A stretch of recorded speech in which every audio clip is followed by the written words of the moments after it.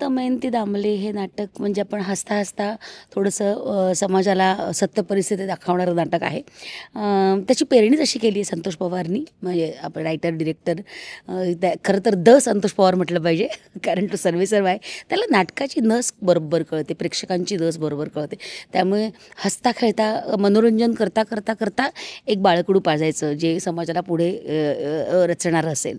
तर नाटकात असं आहे की या 2 सुना आहेत आणि 2 मुलं आहेत माझी, आणि माझी नातवंड बोर्डिंग स्कूलला गेलेली आहेत. आणि त्याचं एक मला वाईट वाटतं की अरे आजी असून घरात बोर्डिंग स्कूलला पाठवलं आहे पोरांना, आणि सुनांचा जरा कजाकपणा आहे थोडं. ते काही मनाने वाईट नाही आहे, पण एक स्वतःची आयडेंटिटी प्रूव्ह करण्यासाठी जे धडपड असते ना आयुष्याची एका स्त्रीची, ती त्यांच्यामध्ये ठासून भरलेली आहे. आणि थोडंसं त्यामुळे आईला डावलणं, थोडंसं सून आणि सासूमधला जो आयुष्यभराचा जो एक संघर्ष आहे तो आहे. तुम्ही का असे हे उभे मॅटर्निटी रूमच्या बाहेर नवरे ताटकळत उभे असतात तसे, आणि राक्षसेना का लढायला सज्ज आहे?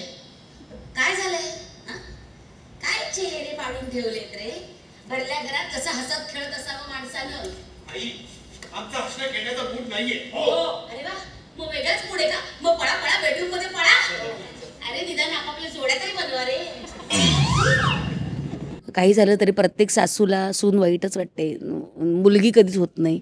प्रत्येक सुनेला आपली सासू आई कधीच वाटत नाही, सासूच वाटते. असं हा जो खेळ आहे या नात्याचा, तोच खेळ या नाटकात बांधलेला आहे. थोडेसे वेगळ्या विषयाचे काय म्हणूया आपण, बारीक बारीक एक थोडासा मी मंत्र्यांच्या कानाखाली मारते, त्यामुळे थोडं एक सामाजिक पण एक राजकारणी थोडंसं त्याला एक झालर असलेला एक विषय आहे.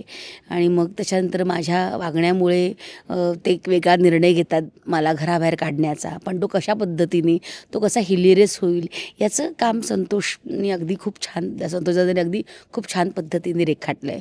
त्यामुळे नाटकाची थीम म्हटलंच ना तर अनेक 3-4 गोष्टी बांधल्या आहेत एका गोष्टीमध्ये. असं म्हणता येईल की आरसा दाखवतं की अरे हां हे असं होतं आहे सध्या. तर आणि खरंच काळाची गरज आहे. मुलांना आईवडिलांचं श्रेष्ठत्व काय आहे, त्यांची किती गरज आहे समाजाला, त्यांच्या घराला आई वडील किती महत्त्वाचे आहेत हे कळणं खूप गरजेचं आहे.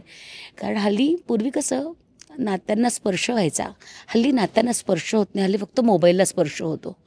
फक्त ती बोटं मोबाईलसाठी वापरली जातात. हातात हात गुंफणे, आईला मायेनं जवळ घेणे, मिठी मारणे हे राहिलंच नाही आहे. फक्त हार्ट आपण इमोजीस पाठवतो, हार्ट टू हार्ट कनेक्शन्स होत नाही. तर ते थोडंसं मुलांनी ओळखावं या पद्धतीचं हे नाटक आहे असं मला वाटतं.